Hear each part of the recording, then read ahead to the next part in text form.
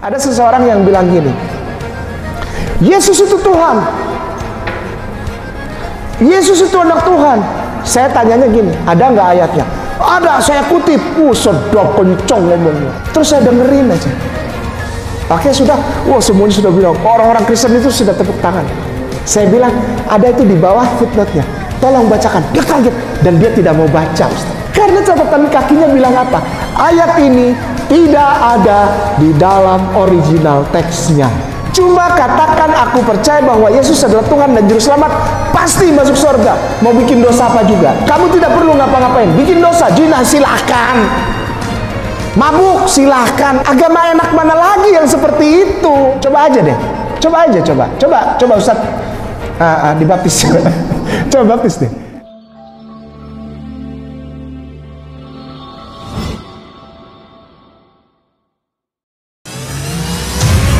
Lelang dakwah, lukisan sunset pantai Pulau Lembe, Kampung Mu'alaf, karya Meru Sandia. Pelukis Indonesia yang diundang langsung oleh Raja Salman, dilelang dengan harga terbaik, yang dananya 100% akan kami gunakan untuk pengeboran air sumur Masjid Terpadu Hagia Sophia, Kota Malang, sebagai sentra untuk pembinaan, pelayanan, advokasi, dan pendidikan para mu'alaf. Dana yang dibutuhkan untuk pengeboran sekitar 150 juta rupiah karena lokasi berada di atas bukit dan menembus kedalaman batu keras di atas 100 meter. Selama air mengalir, maka insya Allah pahala akan mengalir juga untuk Bapak Ibu semuanya. Lukisan sunset pantai Pulau Lembe Kampung Mu'alaf ini dilelang dengan harga Rp6.500.000 saja untuk muslimin yang lebih dahulu menghubungi kami. Dan berdirilah benteng yang sederhana awal untuk mengabarkan kebenaran rahmatan lil alamin.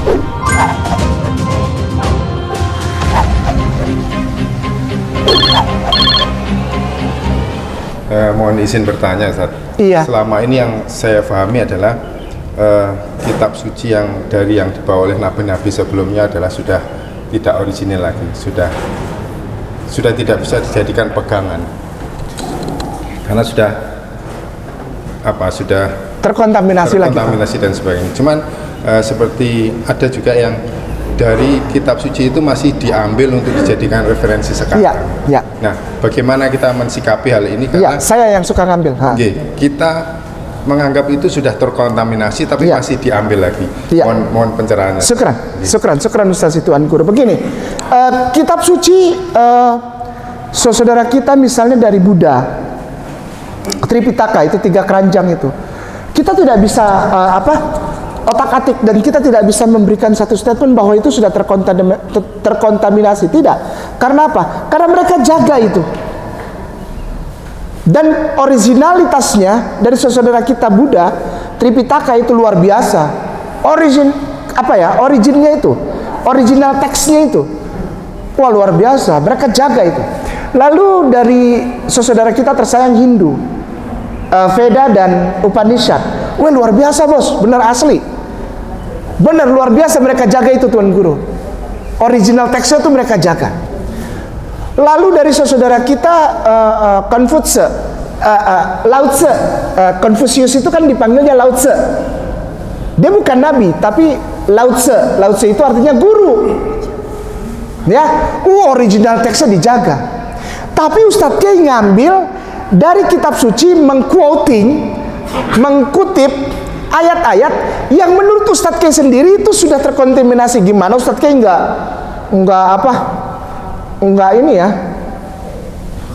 nggak tetap pendirian pelin-pelan Ustadz Kiai. Itu kata Ustadz Kiai sendiri bilang Alkitabnya sudah terkontaminasi. Tapi Ustadz Kiai masih quoting aja dari situ. Gimana sih Ustadz Kiai? Kutip dari situ. Nah, kenapa Ustadz Kiai berani quoting?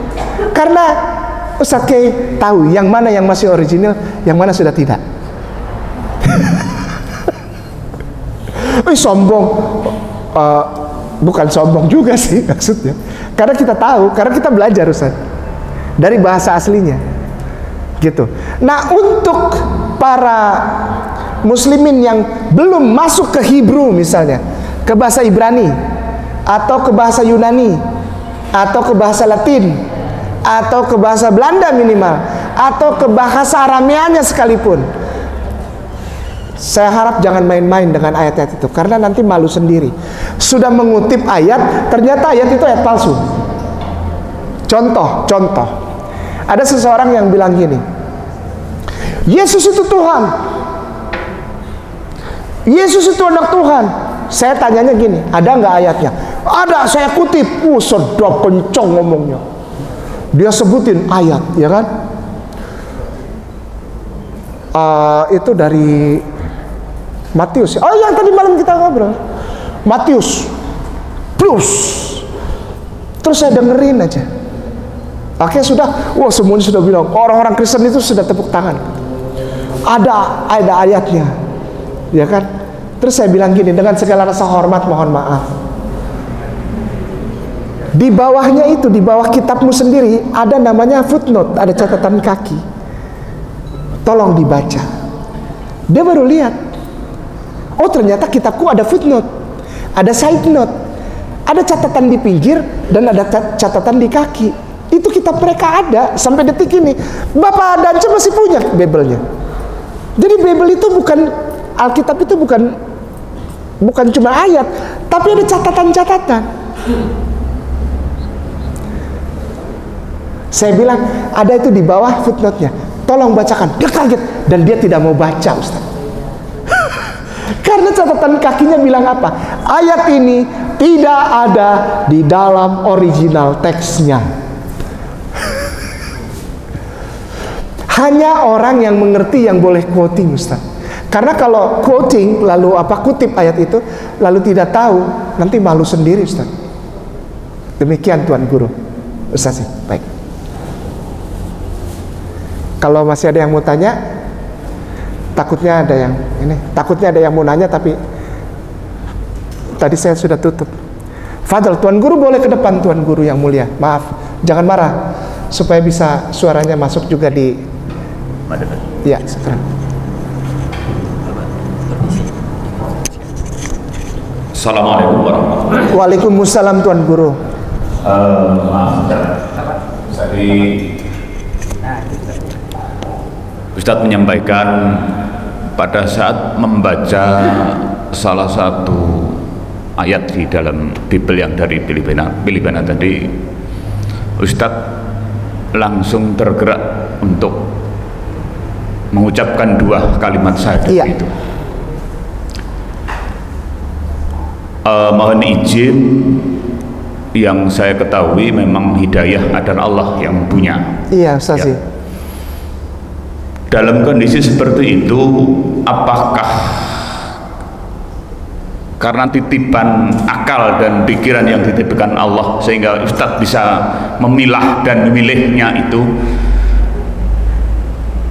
sehingga bisa memutuskan, oke, ini yang benar, bukan yang paling benar yang disampaikan oleh Ustadz itu. Yang saya tanyakan, semua orang punya kemampuan membaca, semua orang punya kemampuan untuk berpikir. Apakah sebenarnya,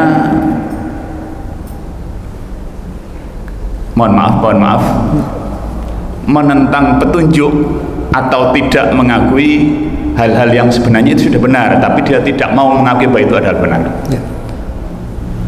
Yang saya khawatirkan diri saya pribadi, jangan-jangan saya pribadi ini masih baru Islam atau mungkin belum Islam ya, dalam konteks seperti itu. Sehingga karena keturunan yang seperti tadi, seperti itu. Jadi itu Ustadz, mohon maaf, apakah petunjuk itu harus didasarkan pada pemikiran kita, berdasarkan akal kita, berdasarkan afalatun, tafakarun, seperti itu. Assalamualaikum warahmatullahi wabarakatuh. Waalaikumsalam warahmatullahi wabarakatuh. Ustadz, Tuan Guru, setiap manusia dengan berkahnya masing-masing. Setiap manusia dengan berkahnya masing-masing, Tuan Guru. Ada yang karena yang berpikir, ya, tafakarun, melalui pemikiran dia. Ada yang bahkan dia tidak perlu berpikir, dia sudah tahu kebenarannya. Ada nggak? Ada. Lalu ada yang melalui riset, melalui penelitian. Ada yang melalui pengalaman. Bahkan mu'alaf pun ada yang melalui mimpi, Ustadz. Ada yang melalui mimpi gitu. Nah, maksudnya begini. Kenapa tadi saya bilang, saya sempat bilang bahwa kita ini mu'alaf sampai mati mu'alaf gitu. Itu kembali lagi kepada muslimnya itu, Ustaz. Kepada orang-orang yang mengenal kita. Lalu yang kedua, apakah seseorang itu harus mendalami dulu baru memperoleh kebenaran? Saya rasa enggak juga, Ustaz. Karena kita tidak bisa mendikte Allah kan. Kita nggak bisa mendikte Allah gitu. Kalau saya berani bilang bahwa tidak ada agama paling benar, yang ada adalah agama yang benar, itu bukan berarti saya mendikte Allah, tapi saya didikte oleh Allah. Dan seseorang muslimin adalah seseorang yang didikte oleh Allah dan membiarkan dirinya didikte oleh Allah. Itu jawaban untuk Ustadz. Jadi begini Tuan Guru yang mulia, apakah saya bagaimana orang-orang itu yang yang membaca itu sudah tahu kebenaran itu, tapi kok masih berada di sana, misalnya begitu, masih ada di Kristen? Begini, orang-orang itu tahu nggak bahwa kebenarannya seperti yang contoh saya ambil satu ayat itu? Mereka tahu nggak? Tahu, Ustaz. Enggak, yang tahu cuma pemimpin agamanya. Enggak, jemaat-jemaat kecil tahu. Anak-anak mudanya tahu bahwa kebenaran itu ada. Kebenaran tentang Rasulullah itu ada di kitab mereka. Loh gimana sih Ustaz? Buktinya masih banyak orang-orang itu yang di luar sana, ya, maaf ya, yang masih Kristen, masih makan babi kecap, masih suka bumbuin daging anjing, diketok-ketok anjingnya dibumbuin, masih suka pakaian minim, masuk rumah ibadah nggak lepas alas kaki, nggak wudhu. Mereka tahu nggak itu? Tahu, Ustazku. Tahu. Loh kenapa mereka masih di sana? Nikmat, enak. Karena di sana itu nggak perlu ngapa-ngapain, Tuan Guru. Cuma katakan aku percaya bahwa Yesus adalah Tuhan dan Juru Selamat, pasti masuk surga. Mau bikin dosa apa juga. Agama enak mana lagi yang seperti itu? Udah mah hidup kita yang bikin dosa, dosa kita dijamin. Tuhan kita yang mati di kayu salib, telanjang. Kitanya enggak, nikmat aja. Dan enggak perlu ngapa-ngapain, Ustaz. Ya wajarlah kalau ngasih perpuluhan setiap bulan, wajarlah 10%, ya wajarlah itu. Karena kita dijamin masuk surga, pasti. Kamu tidak perlu ngapa-ngapain. Bikin dosa, zina silahkan, mabuk silahkan, nggak serius Ustaz. Ini bukan fitnah, serius beneran. Coba aja deh, coba Ustaz. Dibaptis. Coba baptis deh. Habis baptis gak perlu lakukan apa-apa, cuman bayar perpuluhan doang. Asli. Kenikmatan ini susah dilepas jadinya, Ustaz. Bukannya nggak bisa, nggak mau. Mana ada agama seenak ini? Kalau jadi Islam mereka, Ustaz, bangun jam 2:30, mandi, datang ke Masjid As-Salam, cari 2 rakaat sebelum azan, nanti syuruk sholat, nanti duha sholat, nanti zuhur sholat, nanti asar sholat, nanti maghrib sholat, nanti isya sholat, nanti doa tengah malam sholat. Belum lagi kalau belum dapat jodoh puasa Senin Kemis, puasa melulu. Makannya kapan? Ke kafenya kapan? Pestanya kapan? Dugemnya kapan? Nggak bisa. Demikian Ustaz. Nikmat itu yang menahan mereka. Insya Allah Allah buka kenikmatan itu supaya mereka bisa sholat sama-sama kita. Insya Allah. Demikian Ustaz. Di belakang kami ini adalah tanah milik Bunda Shana, ketua dari MCN Ayah Sofia Sangihe. Beliau akan wakafkan tanah ini untuk kepentingan para mu'alaf. Dan nanti rencananya di sini akan dibangun sentra untuk pendidikan para mu'alaf, pembinaan para mu'alaf, sekaligus pembinaan anak-anak para mu'alaf.